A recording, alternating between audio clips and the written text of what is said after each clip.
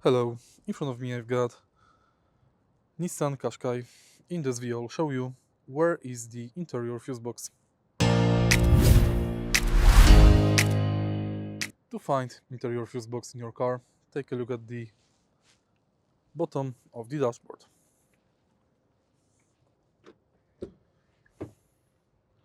Right here you can find this plastic cover. Pull it from the bottom and the fuse box is located here. On the bottom of the cover you can find fuse box diagram. To assemble it back, place it from the top and push it on the bottom. And that's basically it. If you found this video helpful, please leave like, comment and subscribe.